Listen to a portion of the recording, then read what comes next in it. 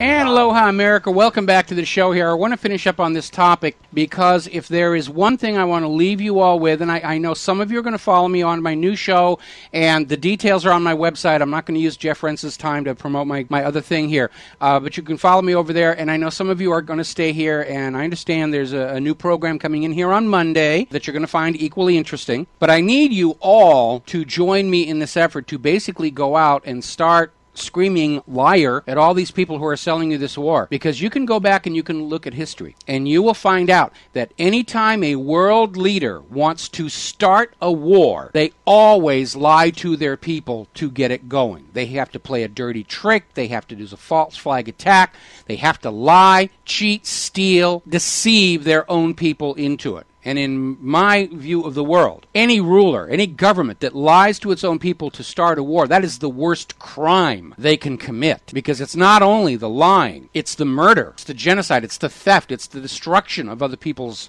countries. Government is never more evil than when it is lying its own people into a pointless war of conquest. So they're trying to fan up this whole terror thing, terror. I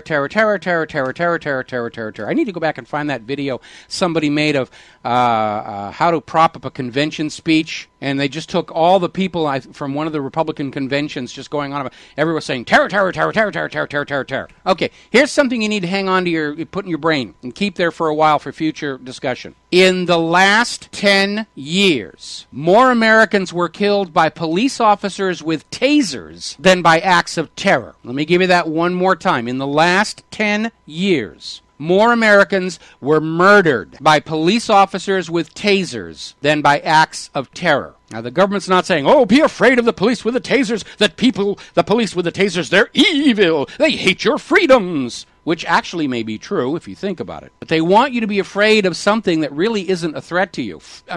You are far more likely to die from your own physician's mistakes than you are from an act of terror. It's a made-up deal to trick you into being afraid of the people they want you to be afraid of, so that you will gladly throw your babies onto the bayonets of the designated enemy. Somebody wrote in during the break and said, well, couldn't Iran do a dirty bomb? They could take the uranium that they've made for their reactor fuel and they could, wrap explosives around that and they could just poison an entire city. Well, the phrase dirty bomb is a propaganda invention. It doesn't really work for two reasons. First of all, the uranium that is being made or being refined by Iran for their reactors, it's a metal. It doesn't exactly blow into little fine particles very easily, no matter how much explosive you have.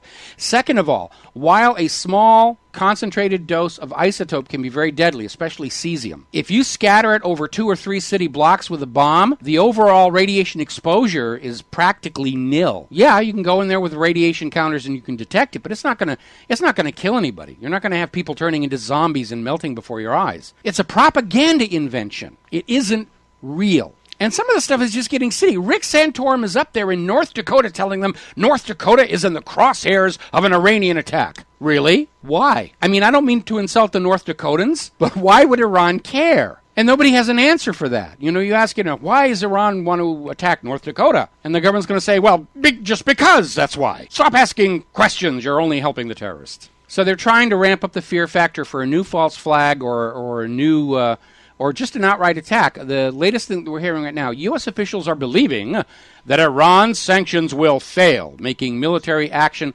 likely. Now, you understand how this works out.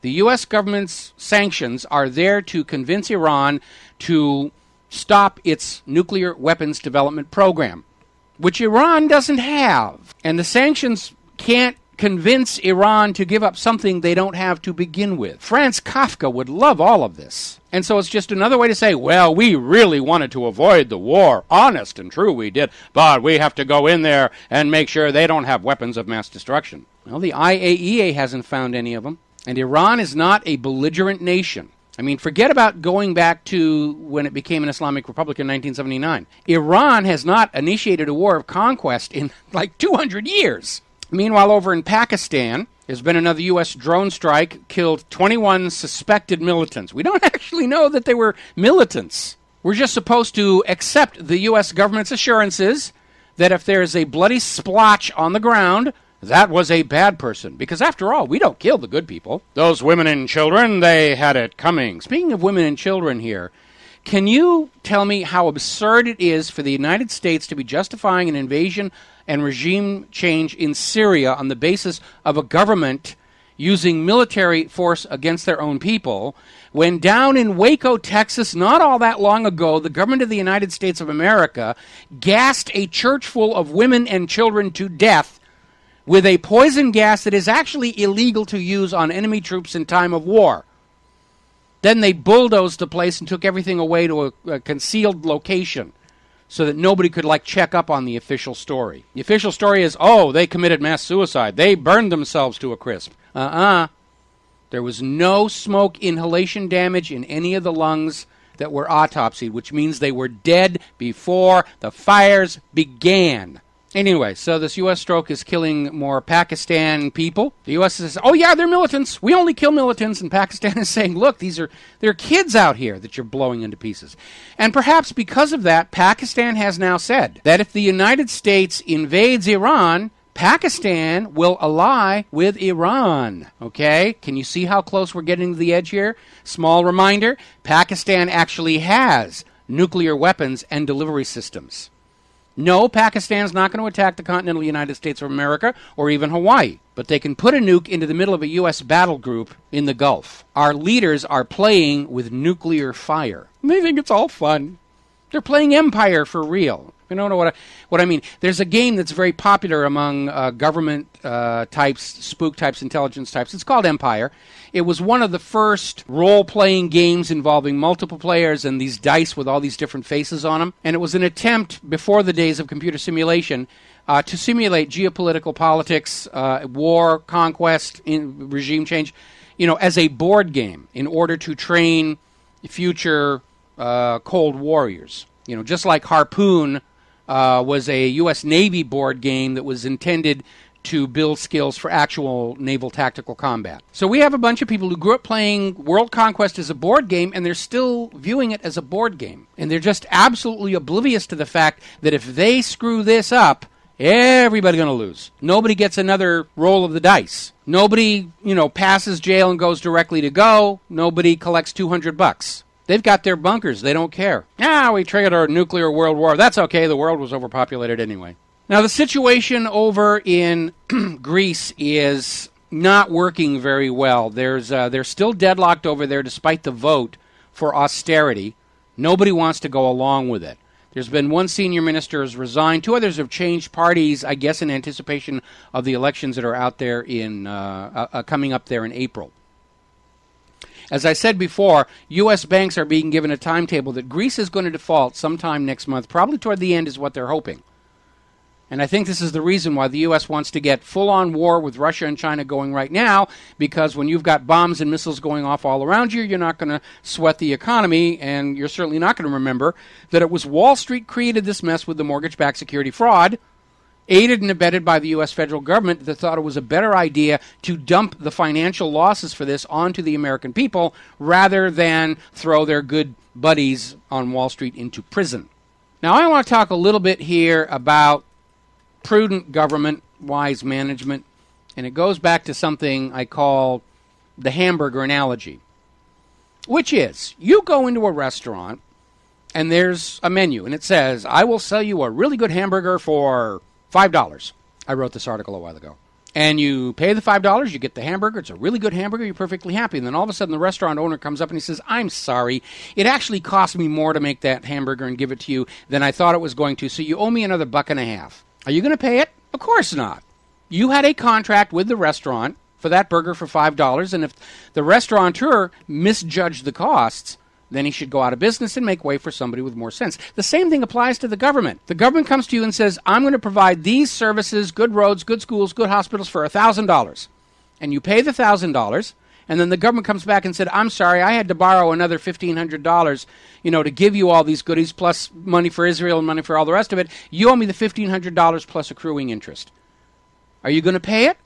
Of course not. You had a contract, an agreement with the government, so much money for so much services and infrastructure to make your life easier. There was no agreement for Wall Street bailouts and money for Israel and all these wars of conquest. So if the government cannot keep its promises for the agreed-to price, the government should go out of business, and make way for something better, which is where I come into this thing about we need a cash for clunkers program for the federal government. Take your old federal government, take it over to the junkyard, crunch it up in that little metal crusher thing, and we'll give you a check for $5,000 to buy a new, smaller, efficient, mind-its-own-business government to replace it. We're going to take a break for news and commercials. Before we went to the news break, I was talking about my hamburger analogy. I have never seen the people of the United States of America work harder and have less in my entire life, which is now getting to be considerably long. And I'm wondering at what point the American people will emulate the Greek people, or the people of Iceland, or the people of Egypt, and say, enough of this nonsense. Enough of this constant work, and turn the money over to the government so the government can just go out and spend it on whatever they want. The purpose of government, according to Thomas Jefferson, one of the people who set the place up, the purpose of government is to do for the community that which the community needs but cannot do for themselves. Roads, schools, hospitals, infrastructure. That's all government is supposed to do. The United States of America has one of the highest aggregate tax rates in the world, and that money goes out from your pocket, and it goes to Israel, and it goes to wars, and it goes to Wall Street. And the roads are crumbling, the schools are closing, the hospitals really aren't healing the sick anymore, they're just selling pharmaceutical product. And that isn't very good at all either, because the money, our tax money, that should go to making sure that medications are safe, it's all dried up. It's all gone away. The U.S. government has stopped water testing along the Pacific coast and along the Gulf of Mexico. No money. Gotta buy bombs for Israel. So we're in a situation right now where you are being asked to give more and more money, and absolutely nothing is coming back of any use to you personally. All you're getting back for all that money that you pour into the federal government is a request for more money. And by the way, if you're not using that 18-year-old child of yours, we've got a great job for them over there on the other side of the planet. Now, this is where this debacle with the vote fraud really becomes germane to the discussion. Because what if the governments that spent all that money, that took all that money from you, spent it on Wall Street and Israel and wars, what if that government didn't have the legal right to do that? Because if the people currently occupying the halls of power cheated their way in, then they never had the legal right to take your money from you. They never had the legal right to decide they're going to spend that money on Israel and Wall Street instead of taking care of this nation. They never had the legal right, in fact, to even commit this nation to war or declare war. We know vote fraud has been a major problem in this country. We know it's been made worse by these electronic machines. We're seeing the most blatant vote fraud in the nation's history right before our eyes in Iowa, in Nevada, in Maine. And the attitude we're getting from the political parties and the media and the government is, we don't care if you caught us. We're still going to shove our favored candidate into power, and we don't care what you say. That's not what this nation's supposed to be about. So at some point, you're going to have to get angry. Anger is a survival mechanism, and we are in a survival situation here.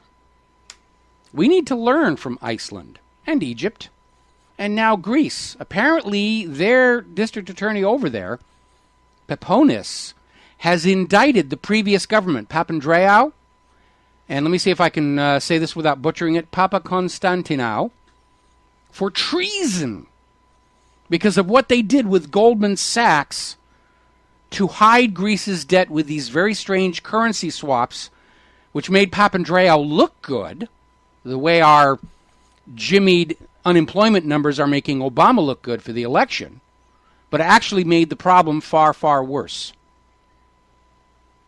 So they're talking about they've indicted these two, and they're talking about arresting them and trying them, and if they're convicted, well, I don't know what Greece's punishment for treason is. I remember what the punishment for treason in Great Britain used to be: hanging, drawing, and quartering in the public square, and the quartered corpse be displayed in 4 major cities as a warning. Do not mess with the will of the people. Now, Iceland was a little more what we would call civilized. They simply put their bankers and their former government in prison, which would be adequate here.